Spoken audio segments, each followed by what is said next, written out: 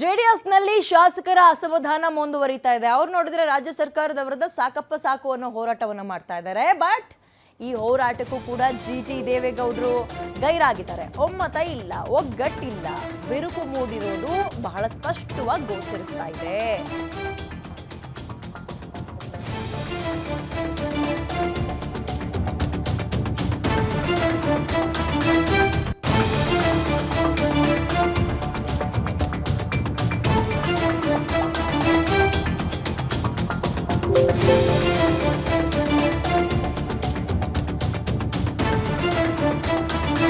ಜಿಟಿ ದೇವೇಗೌಡರು ಒಂದ್ ಕಡೆ ಗೈರು, ಮತ್ತೊಂದ್ ಕಡೆ ಎಚ್.ಡಿ. ರೇವಣ್ಣ ಅವರು ಕೂಡ ಸರ್ಕಾರದ ವಿರುದ್ಧ ಏನು ಹೋರಾಟ ಮಾಡ್ತಾ ಇದ್ದಾರೆ, ಅದಕ್ಕೆ ಗೈರಾಗಿದ್ದಾರೆ.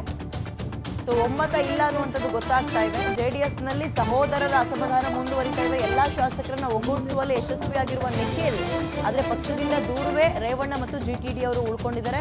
ಅವರ ಅಸಮಾಧಾನವನ್ನ ಸಮಾಧಾನ ಪಡಿಸುವಂತಹ ಕೆಲಸ ಆಗ್ತಾ ಇಲ್ಲ. ರೇವಣ್ಣ ಅವರು ತಮ್ಮನ ವಿರುದ್ಧ ಸಿಟ್ಟಾಗಿರೋದಕ್ಕೆ ಹಲವು ಪರ್ಸನಲ್ ಕಾರಣಗಳಿದ್ದಾವೆ.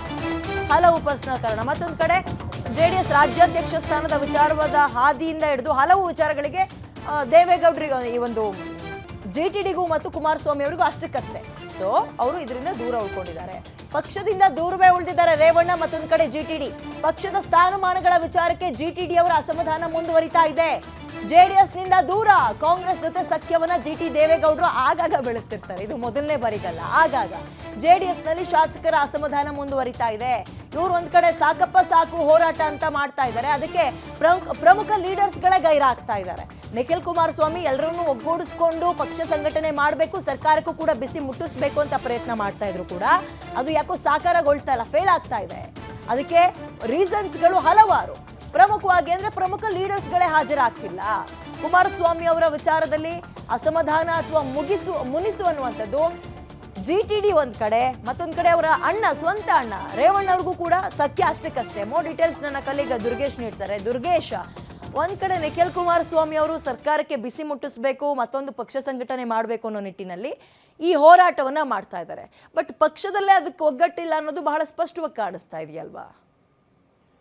ಎಸ್ ವಿದ್ಯಾ, ಏನು ರಾಜ್ಯ ಸರ್ಕಾರದ ವಿರುದ್ಧ ಬೆಲೆ ಏರಿಕೆ, ಭ್ರಷ್ಟಾಚಾರ, ದುರಾಡಳಿತ, ಜನವಿರೋಧಿ ನೀತಿಯನ್ನು ಖಂಡಿಸಿ ಜೆಡಿಎಸ್ ಬೃಹತ್ ಪ್ರತಿಭಟನೆಯನ್ನು ನಡೆಸಿತ್ತು. ಅದರಲ್ಲೂ ಕೂಡ ಸಾಕಪ್ಪ ಸಾಕು, ಕಾಂಗ್ರೆಸ್ ಸಾಕು ಅನ್ನುವಂಥ ದೊಡ್ಡ ಅಭಿಯಾನವನ್ನು ಮಾಡಿತ್ತು. ಈ ಅಭಿಯಾನಕ್ಕೆ ಶಾಸಕರು ಮತ್ತು ಮಾಜಿ ಶಾಸಕರು, ವಿಧಾನ ಪರಿಷತ್ ಸದಸ್ಯರನ್ನೆಲ್ಲರೂ ಕೂಡ ಒಟ್ಟುಗೂಡಿಸುವಂಥ ಕೆಲಸವನ್ನು ನಿಖಿಲ್ ಕುಮಾರಸ್ವಾಮಿ ಮಾಡಿದರೆ, ಇತ್ತ ನಿಖಿಲ್ ಕುಮಾರಸ್ವಾಮಿ ಎಚ್.ಡಿ. ಕುಮಾರಸ್ವಾಮಿ ಅವರಿಗೆ ಅವರ ಸಹೋದರರದ್ದು ಕುಟುಂಬಸ್ಥರದ್ದೇ ವಿರೋಧ ವ್ಯಕ್ತವಾಗ್ತಾ ಇದೆಯಾ, ಅಸಮಾಧಾನ ವ್ಯಕ್ತವಾಗ್ತಿದೆಯಾ ಅನ್ನೋದು ಕೂಡ ಇಲ್ಲಿ ಬಹಳಷ್ಟು ಚರ್ಚೆ ಆಗ್ತಿರುವಂಥದ್ದು. ಯಾಕಂತಂದರೆ ಪ್ರಮುಖವಾಗಿ ಎಚ್.ಡಿ.ಕೆ ಸಹೋದರರಂಥ ಜಿಟಿ ದೇವೇಗೌಡ, ಎಚ್.ಡಿ. ರೇವಣ್ಣ ಅವರ ಈ ಒಂದು ಹೋರಾಟಕ್ಕೆ ಗೈರಾಗುವ ಮೂಲಕ ತಮ್ಮ ಅಸಮಾಧಾನವನ್ನು ಹೊರಹಾಕಿದ್ದಾರೆ. ಯಾಕೆ ಈ ಅಸಮಾಧಾನ ಅನ್ನೋದನ್ನು ನೋಡೋದಾದರೆ, ಜೆಡಿಎಸ್ನ ವಿರೋಧ ಪಕ್ಷದ ನಾಯಕ ಸ್ಥಾನಕ್ಕೆ ಸಾಕಷ್ಟು ಆಕಾಂಕ್ಷೆಯನ್ನು ಇಟ್ಕೊಂಡಿದ್ದಂಥ ಜಿಟಿ ದೇವೇಗೌಡರಿಗೆ ಆ ಅವಕಾಶವನ್ನು ಕೊಡಲಿಲ್ಲ. ಜೆಡಿಎಸ್ ನಾಯಕರನ್ನಾಗಿ ಸುರೇಶ್ ಬಾಬು ಅವರನ್ನು ನೇಮಕ ಮಾಡ್ತಾರೆ.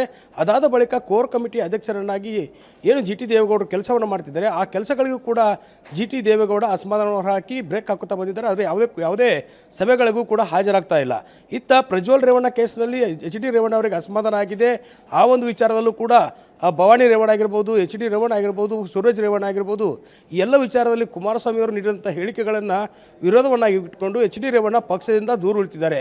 ವಿಧಾನಸಭೆಗೆ ಹಾಜರಾದರೂ ಕೂಡ ತಾನಾಯಿತು ತನ್ನ ಕೆಲಸವಾಯಿತು ಅನ್ನುವ ನಿಟ್ಟಿನಲ್ಲಿ ಎಚ್.ಡಿ. ರೇವಣ್ಣ, ಜಿಟಿ ದೇವೇಗೌಡ ಇರೋದರಿಂದ ರಾಜ್ಯಾದ್ಯಂತ ಜೆಡಿಎಸ್ ಪಕ್ಷ ಸಂಘಟನೆ ಮಾಡಬೇಕು ಅನ್ನೋ ನಿಟ್ಟಿನಲ್ಲಿ ಕುಮಾರಸ್ವಾಮಿ ಕುಟುಂಬ ದೇವೇಗೌಡರ ಸಲಹೆ ಸೂಚನೆಗಳ ಮೇರೆಗೆ ನಿಖಿಲ್ ಕುಮಾರಸ್ವಾಮಿ ಓಡಾಡ್ತಿದ್ದಾರೆ. ಆದರೆ ಇವರ ಕುಟುಂಬಸ್ಥರೇ ಇವರಿಗೆ ಬೆಂಬಲವನ್ನು ನೀಡ್ತಿಲ್ಲ, ಯಾವುದೇ ಹೋರಾಟದಲ್ಲಿ ಪಾಲ್ಗೊಳ್ತಿಲ್ಲ ಅನ್ನೋದು ಒಂದು ಕಡೆ. ಆದರೆ ಇತ್ತ ಜಿಟಿ ದೇವೇಗೌಡರು ಸಾಕಷ್ಟು ಕಾಂಗ್ರೆಸ್ನ ನಾಯಕರ ಜೊತೆ ಗುರುತಿಸ್ಕೊಳ್ತಾರೆ, ಮುಖ್ಯಮಂತ್ರಿಗಳ ಪರವಾಗಿ ಬ್ಯಾಟ್ ಬೀಸ್ತಾರೆ, ಡಿ.ಸಿ.ಎಂ. ಡಿ.ಕೆ. ಶಿವಕುಮಾರ್ ಅವರ ಬೆಂಬಲಕ್ಕೆ ನಿಲ್ತಾರೆ.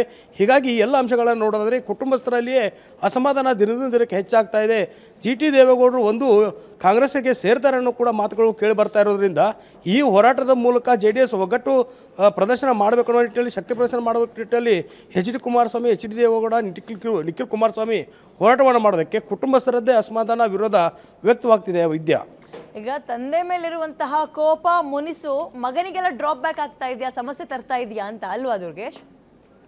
ಖಂಡಿತವಿದೆ. ಯಾಕಂತಂದರೆ ಜೆ ಡಿ ಎಸ್ನ ಯುವ ಘಟಕದ ರಾಜ್ಯಾಧ್ಯಕ್ಷರಾಗಿರುವಂಥ ನಿಖಿಲ್ ಕುಮಾರಸ್ವಾಮಿ ಅವ್ರನ್ನ ರಾಜ್ಯಾಧ್ಯಕ್ಷರನ್ನಾಗಿ ಮಾಡಬೇಕು ಅನ್ನುವಂಥ ಆಸೆಯನ್ನು ಕನಸನ್ನು ಎಚ್ ಡಿ ಕುಮಾರಸ್ವಾಮಿ ಅವರು ಹೊಂದಿದ್ದಾರೆ. ಈ ಒಂದು ರಾಜ್ಯಾಧ್ಯಕ್ಷ ಸ್ಥಾನದ ಮೇಲೆ ಕೂಡ ಕಣ್ಣನ್ನು ಇಟ್ಟಿರುವಂಥದ್ದು ಜಿ ಟಿ ದೇವೇಗೌಡರು. ಈ ನಿಟ್ಟಿನಲ್ಲಿ ನಿಖಿಲ್ ಕುಮಾರಸ್ವಾಮಿ ಅವರಿಗೆ ಪಟ್ಟವನ್ನು ಕಟ್ಟಿದರೆ ರಾಜ್ಯದಲ್ಲಿ ನಮ್ಮ ಸ್ಥಾನಮಾನಗಳ ಏನಾಗುತ್ತೆ ಅನ್ನೋದು ಕೂಡ ಭಾಳ ಚರ್ಚೆ ಇರುವಂಥದ್ದು. ಹೀಗಾಗಿ ನಿಖಿಲ್ ಕುಮಾರಸ್ವಾಮಿ ಒಂದು ಕಡೆ ರಾಜ್ಯಾದ್ಯಂತ ಮೂರು ಜಿಲ್ಲೆಗಳನ್ನು ಸಭೆಗಳನ್ನು ಮಾಡಿ ಶಾಸಕರನ್ನು ಪಕ್ಷದ ಕಾರ್ಯಕರ್ತರನ್ನು ಒಗ್ಗೂಡಿಸುವ ಕೆಲಸಕ್ಕೆ ಮಾಡ್ತಿದ್ದಾರೆ. ಆ ಕೆಲಸಕ್ಕೆ ಜಿ ಟಿ ಡಿ ರೇವಣ್ಣ ಒಂದು ವಿರೋಧವನ್ನು ವ್ಯಕ್ತಪಡಿಸಿ ಸಭೆಗಳಿಗೆ ಗೈರಾಗುವ ಮೂಲಕ ನಿಖಿಲ್ ಕುಮಾರಸ್ವಾಮಿ ಅವರಿಗೂ ಅಡೆತಡೆಯನ್ನು ಉಂಟು ಮಾಡ್ತಿದ್ದಾರೆ ಅನ್ನುವಂಥದ್ದು ಜೆ ಡಿ ಎಸ್ನಲ್ಲಿ ಈಗಾಗಲೇ ಎಲ್ಲರಿಗೂ ಗೊತ್ತಿರುವಂಥ ವಿಚಾರವೇ ವಿದ್ಯಾ. ಧನ್ಯವಾದ ಡೀಟೇಲ್ಸ್ಗೆ. ಸೊ ಅದೇ ತಂದೆ ಮೇಲಿರುವಂತಹ ಮುನಿಸು ಪಾಪ ಮಗನಿಗೆ ಪಕ್ಷ ಸಂಘಟನೆ ಮಾಡುವಲ್ಲಿ ಸಮಸ್ಯೆ ಕೊಡ್ತಾ ಇದೆ ಅನ್ನೋದ್ರಲ್ಲಿ ನೋ ಡೌಟ್.